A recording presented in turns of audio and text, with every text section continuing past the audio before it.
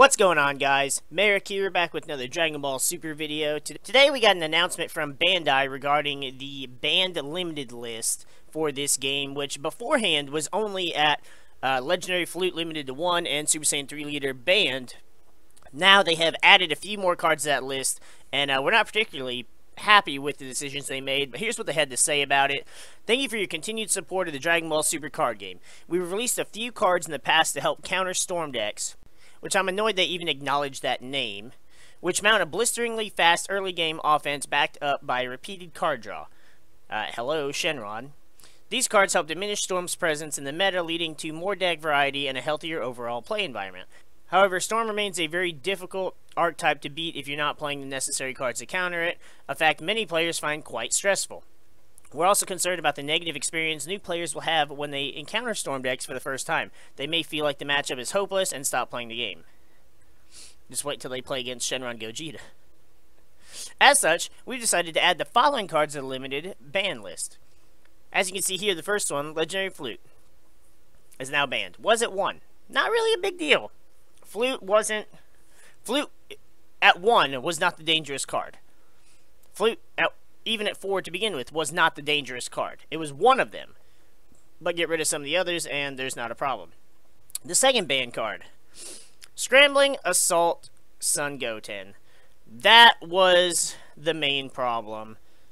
Do I think it should have been banned? No, of course not. You know why? Because, like how the Legendary Flute says, if your leader card is blue, Scrambling Assault Son Goten should have said, if your leader card is yellow, a yellow Saiyan, if your leader card is Goku's lineage. That's how you fix cards. That's how you make it so cards aren't ridiculous broken in the first place. I've seen some people saying that they feel like Bardock was the problem. Bardock wasn't the problem. Yes, Bardock allowed you to awaken, but there's so many cards in the game that allow you to awaken on your own that it's just not really that problematic. So, Goten was definitely the problem. Bardock could still be seen as a problem. But again, all you had to do was just say that he required a yellow Saiyan leader or a Goku's lineage leader. Right there, your problem solved. Legendary Flute, not really a big deal. I ran it at 1 in every blue leader deck just because. Whether I wanted to bounce something on my board, get a draw, or if they had like a free blocker to get off the board. That's really it. But Legendary Flute, not really a problem. Goten, I'm not sorry to see you go. But again, the problem could have easily been avoided. Now we have the cards that they limited to 1. Okay, so where should we start? There's really no good way to start, so let's just fucking dive into it. Unyielding Spirit Trunks and Growing Evil Lifeform Cell. Let's start with Trunks. I have more to say about Cell than I do Trunks. Limiting Trunks to 1 is not entirely terrible. It does suck because blue likes its energy manipulation since that was blue's theme. This does kind of hurt my Gotenks deck a little bit, but the thing is we can live with this. Unyielding Spirit Trunks being limited doesn't kill any deck at all. It does suck, and I mean Trunks already restricted you to a blue leader. And, I mean, there are plenty of blue leaders that you can run that I think are viable. The biggest ones right now people were running, of course, were Set 2 Trunks, Hirudegarn, and Soul Striker.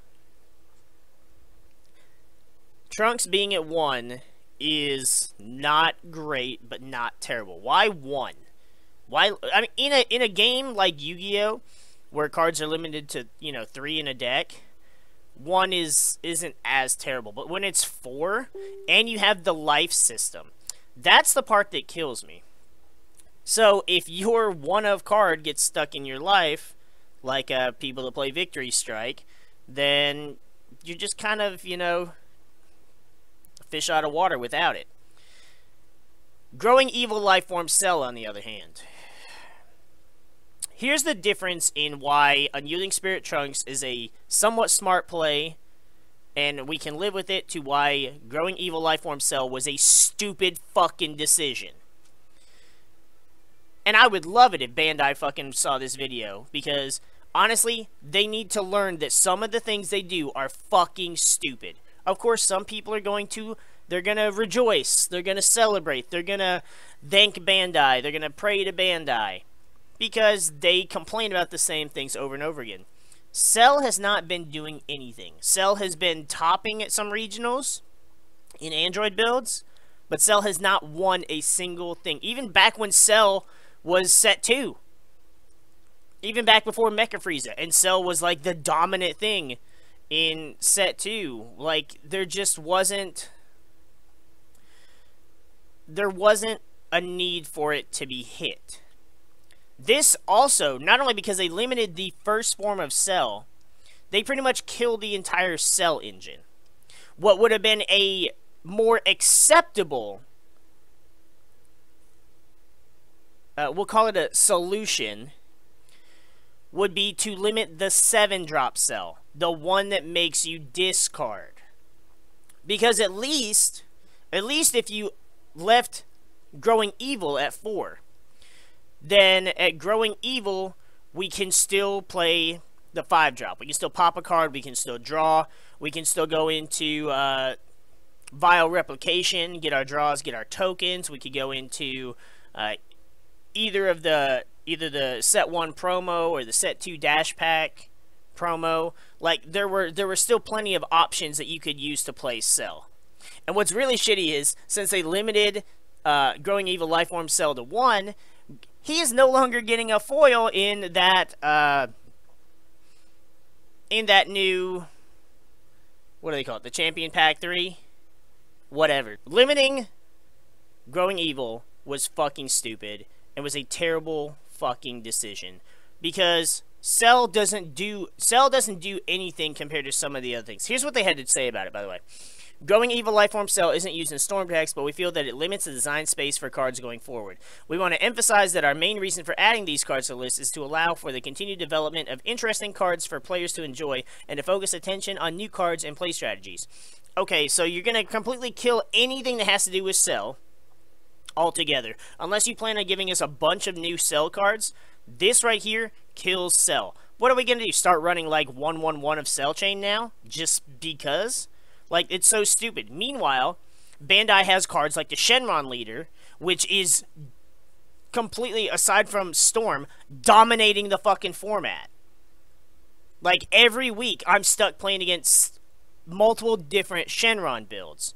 And 9 times out of 10, it's Shenron Victory Strike. It's Shenron Gogeta. It's Shenron Ultimate Evil Majin Buu.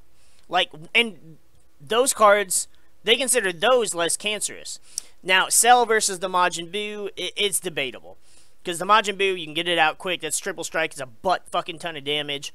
But Triple Strike is not enough to make it broken. When you combine it with Shenron giving anything triple attack, plus how easily Shenron can go through your entire deck, you can look at your life, you can see if the pieces you need are in your life. Like, it's so dumb, and it limits the play of what your opponent can do. Not to mention, if they want to say that, oh, well, we felt that Cell limits design space, look at fucking Gogeta. Cell says your opponent discards until they have 3 cards in their hand.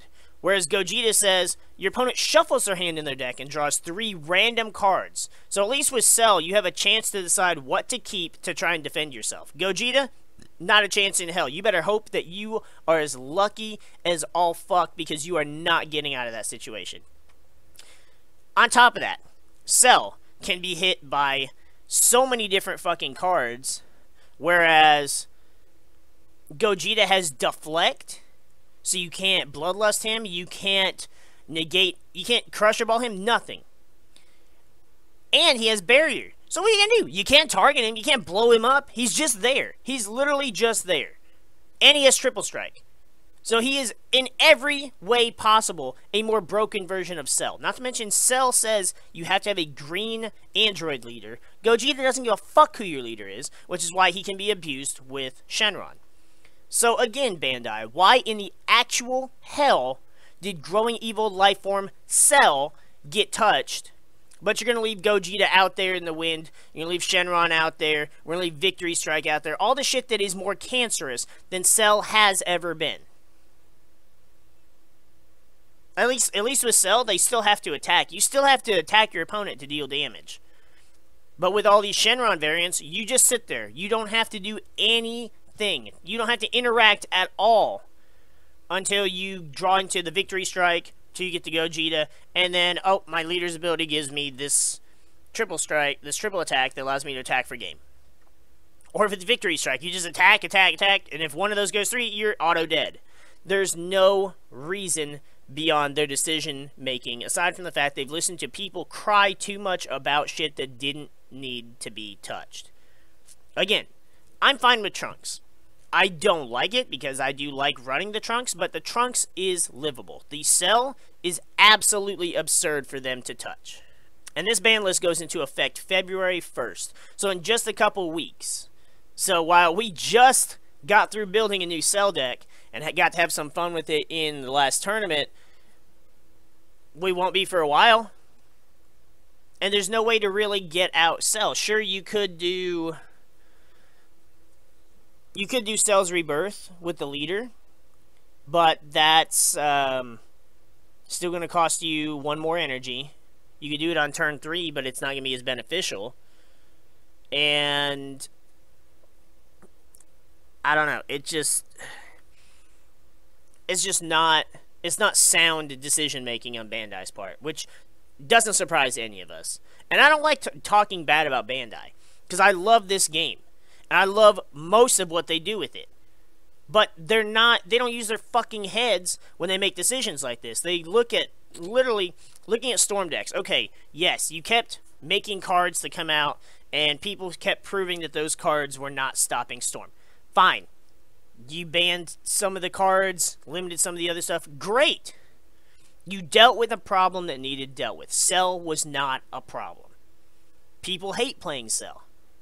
My buddy Ryan doesn't like playing Cell with some of his decks. With other decks, he has no problem playing Cell.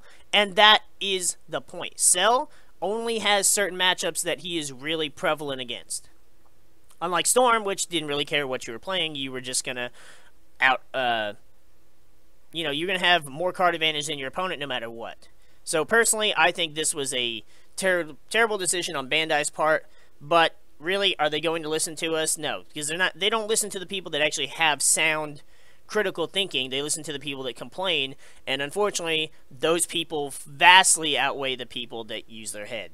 So, we're gonna finish ranting on why I think Bandai's dumb for what they did to Cell.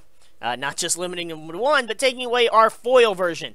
If you were going to take him away, limited to 1, still give me the shiny version. At least let me have 1 shiny-looking version. But, nope, I'm going to stop myself there. Let me know what you guys think in the comments below, because I need a different perspective, I suppose.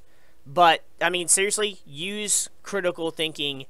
Cell did not need to be touched. It was not a problem. Again, if Cell needed to be touched, it needed to be the 7-drop Cell, not the 3-drop. We're going to go ahead and get the freak out of here, guys, and we'll see you guys in the next video.